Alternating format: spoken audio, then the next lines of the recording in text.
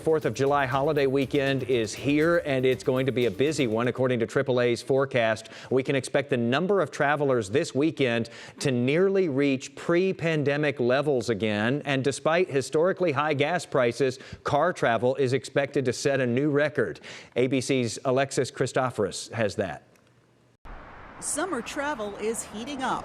More Americans are expected to hit the roads and skies this 4th of July weekend than last year, according to a forecast released by AAA. We're expecting about 48 million people are going to travel this year, and that's about 1 million more than went last year, and we're almost back to pre-pandemic levels.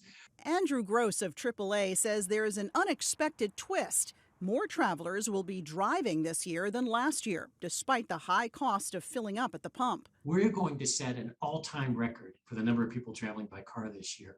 42 million people are going to go by car. And we found that very surprising given how high gas prices are. Gross has some tips for those traveling this weekend.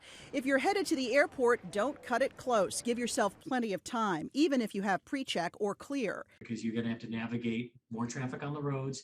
And then once you get to the airport, there's going to be a lot longer lines because there are staffing issues with the airlines and also with TSA. If you're driving, get an early start in the morning.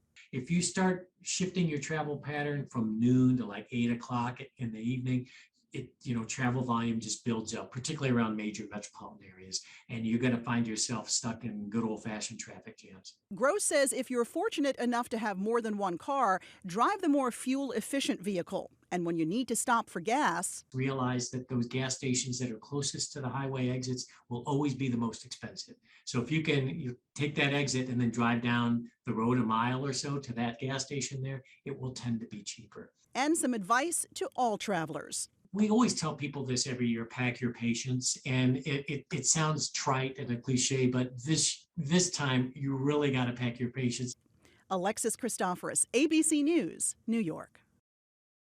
All right, here's a look at where gas prices sit as we speak right now, heading into this holiday weekend. AAA says the national average is up a couple of cents from yesterday. A gallon of unleaded now sitting at $4.85. Here in Texas, though, the average is relatively lower at $4.46, and that's actually down a couple of cents from yesterday.